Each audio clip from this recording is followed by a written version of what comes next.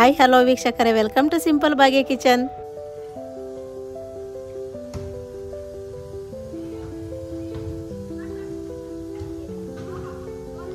ಇವತ್ತು ನಾನು ನಿಮ್ಗೊಂದು ಸಿಂಪಲ್ ಆಗಿ ಕ್ಯಾರೆಟ್ ಹಲ್ವಾ ಹೇಗೆ ಮಾಡೋದು ಅಂತ ತೋರಿಸ್ತೀನಿ.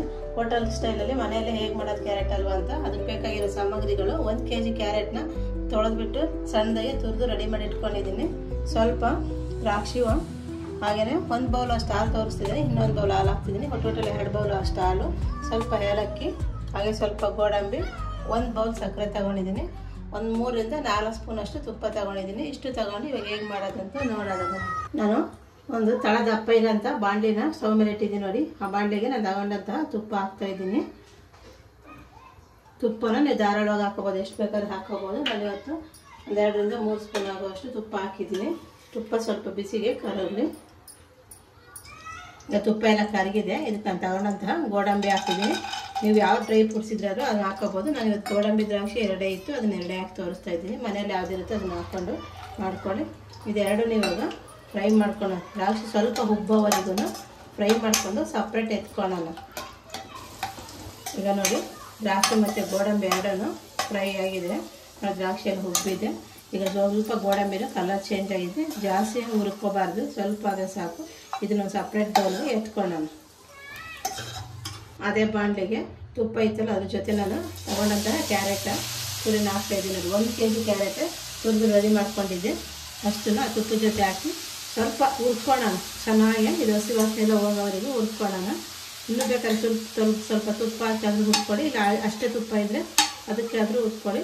ಚೆನ್ನಾಗಿ ಹುರ್ಕೊಳ್ಳೋಣ. ಇದು ಕ್ಯಾರೆಟ್ ಹಾಕಿದ ಮೇಲೆ ತಳ ಹಿಡಿಬಾರ್ದು, ಕೈ ಬಿಡದೇನೆ ಹುರ್ಕೋಬೇಕು ತುಪ್ಪದಲ್ಲಿ, ಆಗಲೇ ಚೆನ್ನಾಗಿರುತ್ತೆ. ನಾವೇನೋ ಒಂದು 5 ನಿಮಿಷ ಅಂತ ಹಾಗೆ ಬಿಟ್ಬಿಟ್ರೆ ತಳ ಹಿಡಿದ್ಬಿಡ್ತೈತಿ. ಹಂಗಾಗಿ ಸ್ವಲ್ಪ ತಳ ದಪ್ಪ ಇರೋಂಥ ಪಾತ್ರೆನ ಉಪಯೋಗಿಸ್ಬೇಕು. ತಳ ತೆಳುವಾಗಿದ್ದರೆ ಬೇಗನೆ ಸೀದೋಗ್ಬಿಡುತ್ತೆ. ಈಗ ನೋಡಿ ಎಲ್ಲ ಹುರ್ಕೊಂಡಿದ್ದೀನಿ ನಾನು.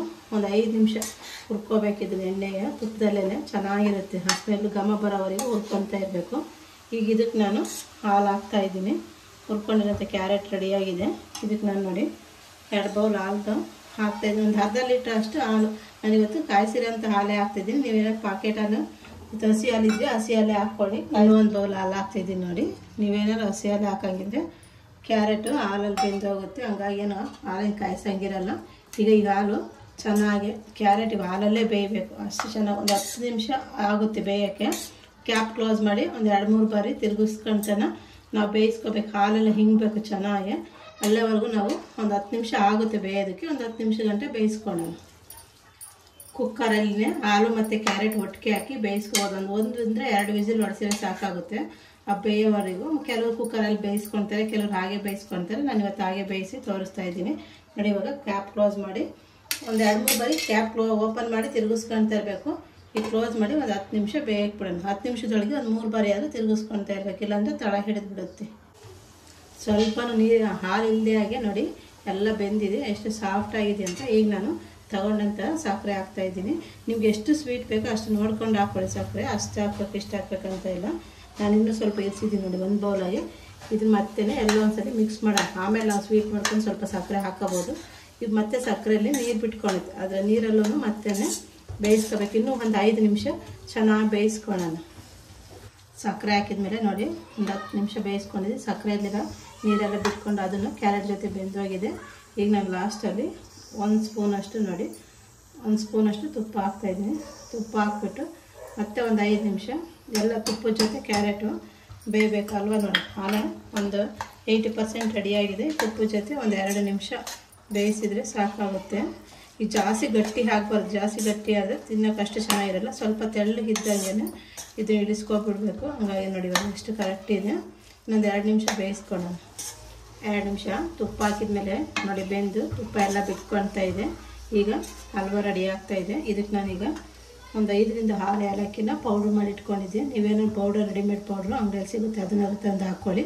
ಲಾಸ್ಟಲ್ಲಿ ನಾನು ರೆಡಿ ಮಾಡ್ಕೊಂಡಂಥ ದ್ರಾಕ್ಷಿ ಗೋಡಂಬಿ ಏನು ಎಣ್ಣೆಯಲ್ಲಿ ಫ್ರೈ ಮಾಡ್ಕೊಂಡು ಎತ್ತಿಟ್ಕೊಂಡಿದ್ದೇನೆ, ದ್ರಾಕ್ಷಿ ಗೋಡಂಬಿ ಹಾಕ್ತಿದ್ದೀನಿ. ನೋಡಿದ್ರಲ್ಲ ನಾನು ಯಾವ ರೀತಿ ಕ್ಯಾರೆಟ್ ಹಲ್ವಾ ಮಾಡಿದೆ ಅಂತ. ನೀವು ಒಮ್ಮೆ ಟ್ರೈ ಮಾಡಿ ಹೇಗೆ ಬಂದಿದೆ ಅಂತ ಕಮೆಂಟ್ ಮಾಡಿ, ಹಾಗೆ ಲೈಕ್ ಮಾಡಿ, ಶೇರ್ ಮಾಡಿ. ದಯವಿಟ್ಟು ನಮ್ಮ ಚಾನಲ್ನ ಸಬ್ಸ್ಕ್ರೈಬ್ ಮಾಡ್ಕೊಳ್ಳಿ. ಪಕ್ಕದಲ್ಲಿರುವ ಬೆಲ್ ಐಕನ್ ಬಟನ್ನ ಕ್ಲಿಕ್ ಮಾಡಿ ಹಾಲ್ ಅಂತ ಸೆಲೆಕ್ಟ್ ಮಾಡಿ. ನಾವು ಹಾಕೋ ಹೊಸ ವಿಡಿಯೋಗಳನ್ನ ಬೇಗನೆ ನೋಡ್ಬೋದು. ಮುಂದಿನ ವಿಡಿಯೋದಲ್ಲಿ ಸಿಗೋಣ.